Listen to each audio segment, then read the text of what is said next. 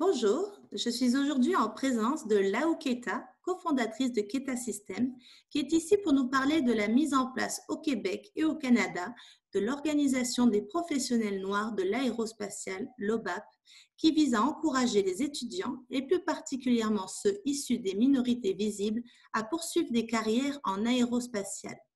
Alors, entrons tout de suite dans le vif du sujet. Lau, bonjour et bienvenue parmi nous. Parlez-nous Bonjour un peu Béatrice. Bonjour. Parlez-nous un peu de cette organisation qui a vu le jour aux États-Unis il y a plusieurs décennies et de la façon dont vous aimeriez implanter une telle initiative au Québec.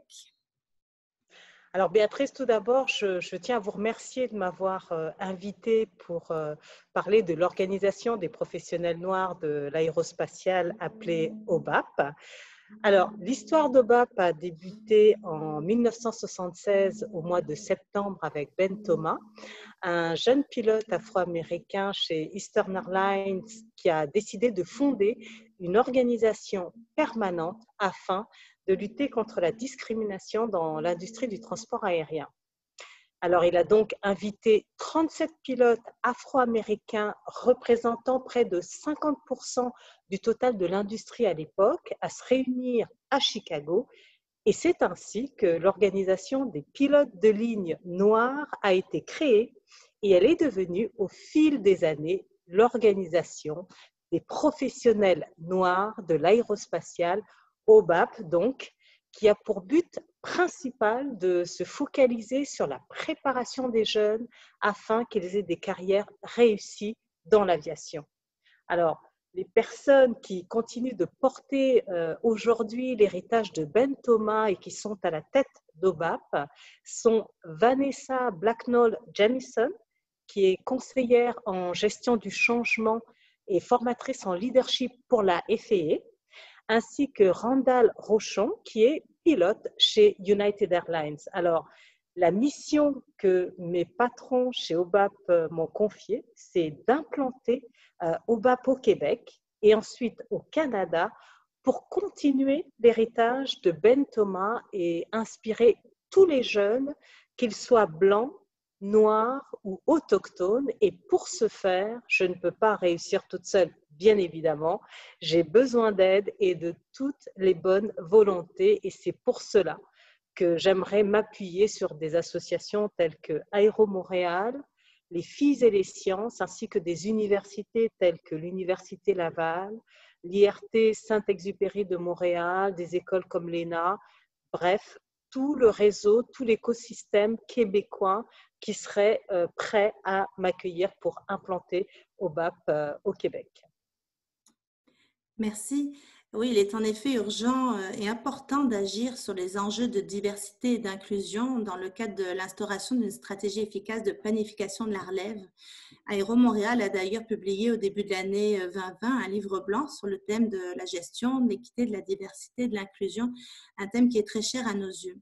Alors là-haut, dites-nous quel message aimeriez-vous passer aux dirigeants d'entreprise, mais aussi aux jeunes qui nous écoutent aujourd'hui? Alors, justement, j'ai parcouru le livre blanc d'Aéro Montréal et je trouve que l'on va dans la bonne direction pour rejoindre la diversité et on avance encore plus avec l'interview d'aujourd'hui et ça, c'est vraiment formidable. C'est un signal positif que l'on envoie aux minorités visibles. Et j'avoue que je m'appuie aussi sur une étude qui a été réalisée par le Conseil des relations interculturelles qui est très intéressante auprès de 25 entreprises québécoises provenant de différents secteurs d'activité et possédant des tailles variant de 10 à 21 800 employés. Et cette étude montre qu'il est vraiment possible de surpasser les préjugés, les barrières à la communication et à la compréhension entre les cultures dès lors que les entreprises sont sincères dans leur démarche d'inclure et d'intéresser les minorités visibles et que les effets de leur politique soient mesurables. Donc, les premiers employés recrutés seront des ambassadeurs pour favoriser l'intégration des autres. Donc, la représentativité est également importante parce que les minorités visibles ne sont pas représentées toujours dans les conseils d'administration, et si elles ne le sont pas, eh bien, elles auront l'impression d'être mises de côté, d'atteindre un plafond de verre au-dessus duquel elles ne peuvent pas évoluer et prétendre à certains postes de direction qui leur permettraient justement d'élaborer des politiques d'inclusion en faveur de la diversité et rendre ainsi la société plus juste. Et d'ailleurs, Madame Fang Liu, la secrétaire générale de l'OACI, a souligné que l'égalité homme-femme dans l'industrie aéronautique est primordiale aujourd'hui pour soutenir la croissance et combler ainsi la pénurie prévue de professionnels dans l'aviation dans un proche avenir.